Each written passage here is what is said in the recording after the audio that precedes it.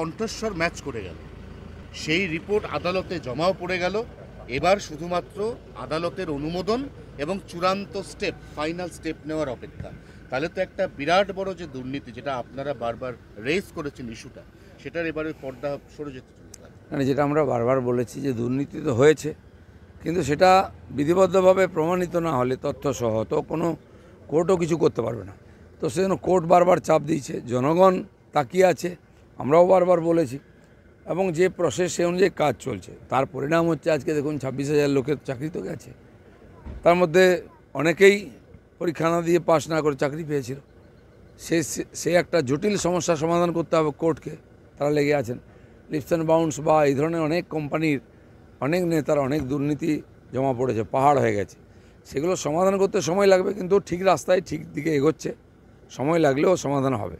শুভেন্দুগড়ে আজকে মুখ্যমন্ত্রী, আমার গড় থেকে চলে এসছেন ওখানে, উনি গড়ে গড়ে ঘুরে বেড়ান, ওনার গড় কোথায়? তো মুখ্যমন্ত্রীর কষ্টটা আমরা বুঝি। আর কোনো নেতা নেই যাকে লোকে বিশ্বাস করবে, যার ভাষণ শুনবে। ওনার মুখটা এখনও একটুখানি পরিষ্কার আছে, সেটা দেখিয়ে ভোট হওয়ার চেষ্টা হচ্ছে। কালকে তাপস রায় হঠাৎ করেই অজিত পাঁজার বাড়ি গেছিলেন। অজিত পাঁজার বাড়ি গিয়ে তাপস রায় সৌজন্যের পরিচয় দিলেন।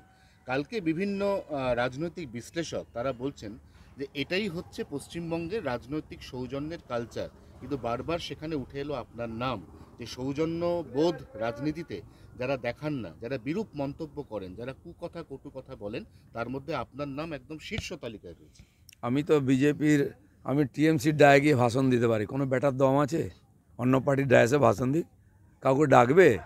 ডাকলে তো তারা বদনাম হয়ে যাবে। দিলীপ ঘোষকে ডাকে, কিন্তু দিলীপ ঘোষ সর্বজনক রাজ্য, যারা বলছে তারা তো কিছু বলার দম নেই, মেনি বিড়াল, ওদেরকে কে পাত্তা দেয়? সব কটা চোর। আমি আজকে বলছি, কত কুকথা শুনবি, শুন আমার মুখ থেকে। সব চোর, চোর চট্টা সব, দম নেই সামনে আসলে বলার। তোকে ডাকবে কে রে? সে বদনাম হয়ে যেত, যার গায়ে ঘষে দিবি তার গায়ে গু লেগে যাবে, তো তোকে ডাকবে কে? দিলীপ ঘোষের দম আছে, চোর রাস্তায় দাঁড়িয়ে বলে যে কোনো লোকের বাড়ি যেতে পারে, যে কোনো লোকের সঙ্গে বসে গল্প করতে পারে। আর সব নেতারা দিলীপ ঘোষকে বিশ্বাস করে, আমাকে ডাকে। প্রথমে রামনবমী, তারপর হনুমান জয়ন্তী, মুর্শিদাবাদের এমন সিচুয়েশন, নির্বাচন কমিশন মুর্শিদাবাদের এমনকি ভোট পিছিয়ে দেওয়ার ব্যাপারেও চিন্তাভাবনা শুরু করতে পারে। মুর্শিদাবাদে কোনো আইন কানুন আছে? আপনি সিএ যখন পাস হলো দেখে নিন, আগুন জ্বলেছিল, বেলডাঙ্গা স্টেশন পুড়ে গেছিলো, বাস ট্রেন পুড়েছিল। তারপরে ওই শর্মা আমাদের যখন স্টেটমেন্ট দিয়েছিল, তখন একই ঘটনা ঘটেছিল। মন্দির থেকে আরম্ভ করে বিজেপি অফিস পুড়িয়ে দেওয়া হয়েছিল। ওখানে আইন শৃঙ্খলা বলে কিছু নেই, ওখানে খালি ভোট চায় টিএমসি, কোনোদিন আইন লাগাবার চেষ্টা হয় না। সময় আসছে সব পাল্টাবে, রাষ্ট্রবিরোধী কাজ করে এখানে কেউ থাকতে পারবে না। তো সেইখানে দাঁড়িয়ে মুর্শিদাবাদে তো আপনারাও প্রার্থী দিয়েছেন, একটা কন্টেস্টের আপনারাও আশা করছেন।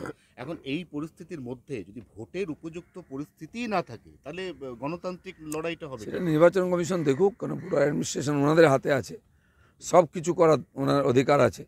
যারা গণ্ডগোল করছে তাদের গায়ে যদি হাত না দেয়, তাহলে বছরের পর গণ্ডগোল করে যদি বেঁচে যায়, বুক ফুলিয়ে ঘুরে বেড়ায়, কেন তোলা হচ্ছে না? কে চেনে না ওদেরকে? ভিডিও ঘুরে বেড়াচ্ছে, তোলা হোক। সাধারণ মানুষের গণতান্ত্রিক অধিকার প্রয়োগ করার সে সম্পূর্ণ অধিকার আছে, সেটা করে দিতে হবে। নাহলে কিসের গণতন্ত্র? গণতন্ত্রটাকে মজা বানিয়ে রেখে দিয়েছে। দাদা, ঠিক সময়ে দরজা খুলবো, পুনরায় হুঁশিয়ারি অভিষেকের, দলটাকেই উঠিয়ে দেবো। আরে বাড়ি থাকলে তো দরজা খুলবি? বাড়ি ঘর দরজা সব উড়ে যাচ্ছে, কবে খুলবে? আর তুমি হুড়কো ভেঙে ঢুকে যাবে লোকে, দরজা খুলবে?